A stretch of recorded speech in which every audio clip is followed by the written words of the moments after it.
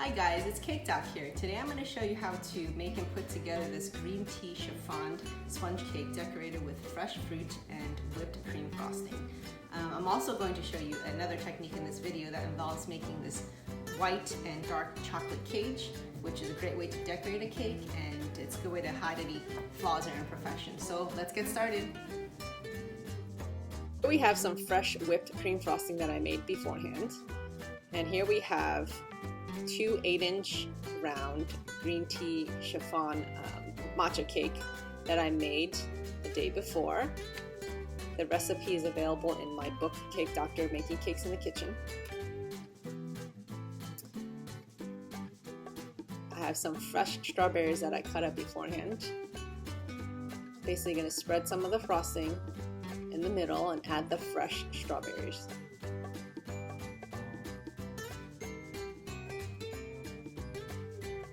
And I'm going to add another layer of the whipped frosting on top.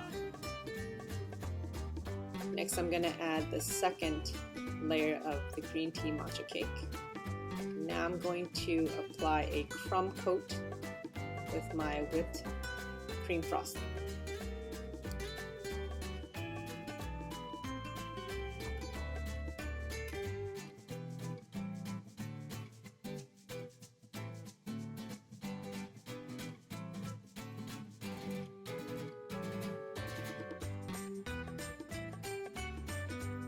Once you have the crumb coat done, go ahead and put more frosting on to put your final layer. What I like about working with whipped cream frosting is that it is very soft and easy to mold. You can get pretty much straight edges.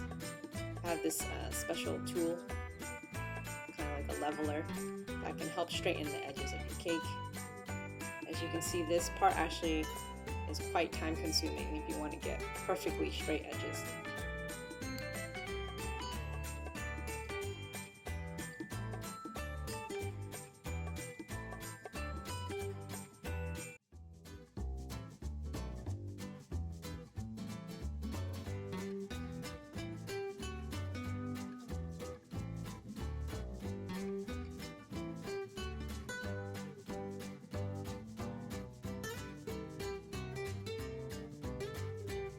Now that you're done with the cake, we're going to work on our chocolate cage.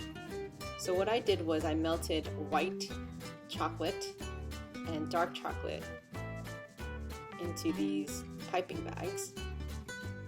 Once they're a little bit cool, you want to go ahead and pipe any design you want, and I chose to do the white chocolate first. Keep in mind that whatever design you pipe is going to be on the outside of the cake. So I followed up the white chocolate with some dark chocolate behind it, and this will go on the inside surface of the cake.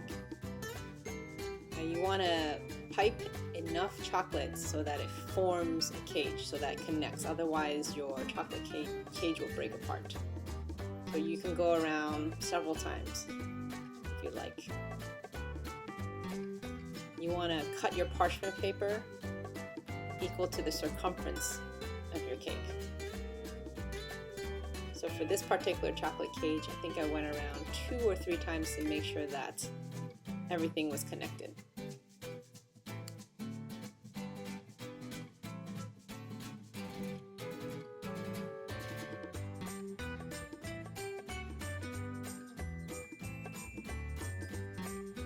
Once you're done piping your chocolate cage, you want to let it set at room temperature for several hours.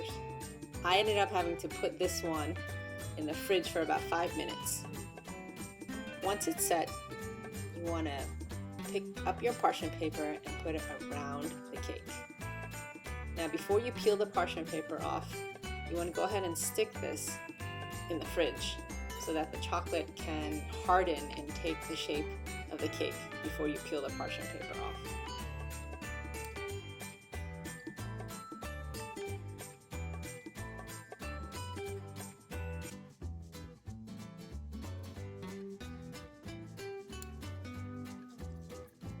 Once the chocolate has set in the fridge for about 5 minutes, you can go ahead and peel the parchment paper back slowly and carefully.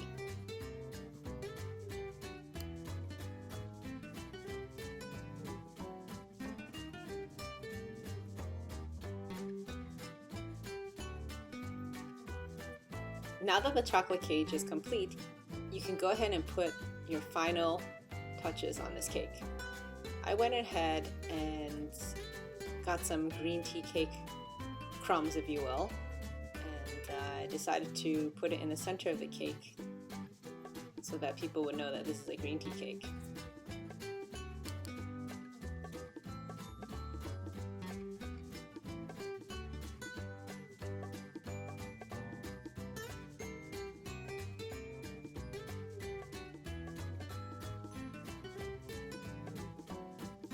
Here I have some whipped cream frosting that I made ahead of time.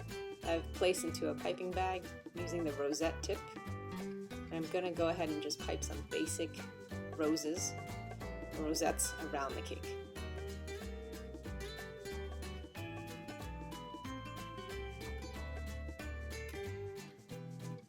Now I have some fresh strawberries that I've cut ahead of time.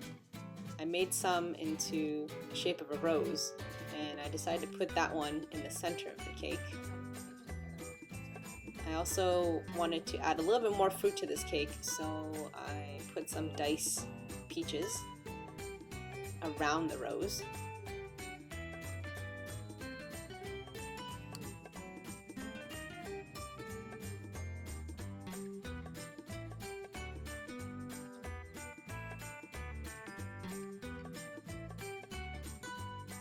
I also had some leftover chocolate fragments from the chocolate cage that I decided to put in the center, and to top it off I put strawberries around the edge. And of course I added 2 pokey sticks to the center for finishing touches.